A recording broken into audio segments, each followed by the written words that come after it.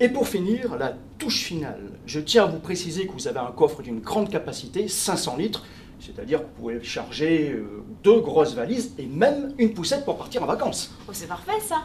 Du coup, cet été, quand on va partir à Nice, je pourrais emmener la poussette avec moi. Bah, quel confort. Je tiens aussi à préciser que vous allez faire des économies avec ce véhicule par rapport à votre actuel, car celui-ci ne consomme que 4 litres 100 en moyenne. Oh, si en plus on fait des économies alors. Et j'ai une question, si je prends après une autre option, c'est bien au tarif que vous m'avez présenté. Et vous avez la climatisation automatique de série. Bon, bah écoutez, je crois qu'on a fait le tour de la situation. Hein. Bah c'est super, du coup, quelles sont les prochaines étapes? Vous souhaitez peut-être vérifier avec votre banque s'il vous accorde le prêt, hein. Non, en fait, ouais, j'hésite encore un petit peu. Ah, bah écoutez, si vous n'êtes pas encore prête à vous décider, peut-être pourrions-nous éventuellement nous rappeler un peu plus tard. Hein. Ok. D'accord? Ok, merci beaucoup.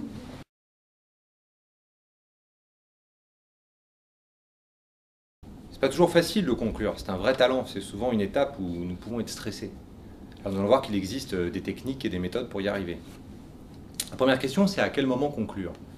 Eh bien écoutez, dès que vous avez exposé vos arguments principaux et que le client les a validés, c'est le moment de conclure. Alors d'ailleurs, c'est pas du tout ce qui se passe dans le sketch, puisque nous voyons bien que le vendeur donne les dimensions du coffre qui enchantent la cliente, et c'était le moment de conclure. Eh bien non, il continue à argumenter, il va parler des économies d'essence. À nouveau, elle donne son accord, elle valide, il continue à argumenter.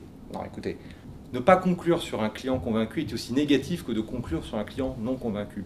Le problème, c'est que vous allez soulever des problèmes qui n'ont pas raison d'être, et vous allez atténuer l'enthousiasme du client.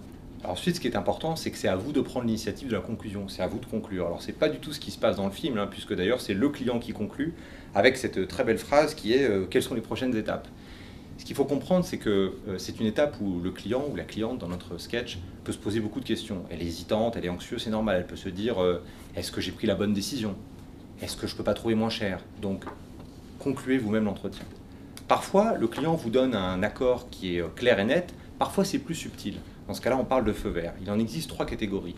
Le premier feu vert, on l'appelle les situations de propriétaire. C'est lorsque le client se projette comme s'il était déjà propriétaire de la solution.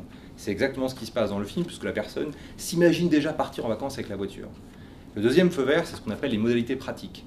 C'est un client qui pose des questions, des détails sur des modalités post-achat. Donc c'est exactement ce qui se passe avec les options. Elle veut savoir, une fois qu'elle a acheté la voiture, si elle change d'avis et que plus tard elle veut prendre des options, si c'est au même prix. C'est un très beau feu vert.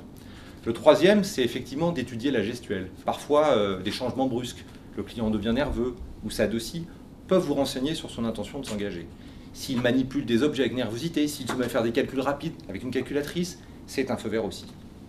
Comment conclure? Voilà une question que tout le monde se pose. Alors, première chose que j'ai envie de vous dire, c'est qu'il n'existe pas de méthode miracle, il n'existe pas de phrase magique pour conclure. Vous pourrez conclure si déjà vous avez été efficace sur les étapes précédentes. Est-ce que vous avez bien découvert les besoins? Est-ce que vous avez argumenté en conséquence? À ce moment-là, votre conclusion sera réussie. Alors, il existe des phrases et des astuces pour conclure. La première, c'est ce qu'on appelle les techniques de pré-conclusion.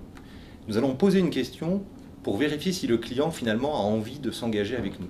Nous allons analyser sa réponse et elle va nous aiguiller. Alors, ça peut être des questions comme, par exemple, comment souhaitez-vous effectuer le prélèvement? Ou quelle est la personne qui sera mentionnée par les contrats? On peut faire ça aussi avec un lieu, avec une date.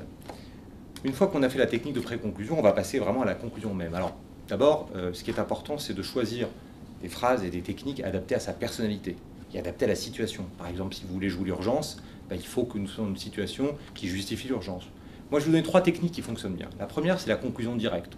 On part du principe que le client est intéressé et on s'en sert pour conclure. C'est des phrases du style « Écoutez, puisque vous êtes intéressé, nous allons remplir ensemble les documents ». On peut jouer l'urgence, comme je vous l'ai dit.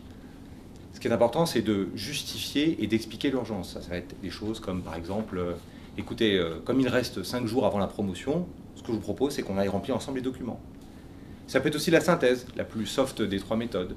Nous allons répéter ensemble tous les points d'accord et terminer par une conclusion directe. Donc ça va être, écoutez, moi j'ai constaté que les dimensions du véhicule vous correspondent, le coffre notamment, que vous êtes intéressé par les options d'origine. Ce que je propose, c'est qu'on aille remplir les documents.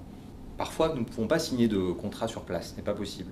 Et ce que nous aimerions dans ce cas-là, c'est que lorsque le client sort du rendez-vous, ou lorsqu'il raccroche, et bien que par la suite, il respecte son accord.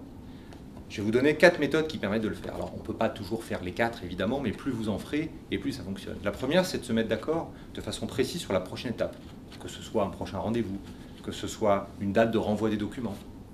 La deuxième chose que vous pouvez faire, eh bien, c'est justement, dans le cas où les documents ne sont pas arrivés, de vous mettre d'accord sur une date de rappel. Hein, c'est d'ailleurs le moment, effectivement, pour lui rappeler l'importance de renvoyer les documents rapidement.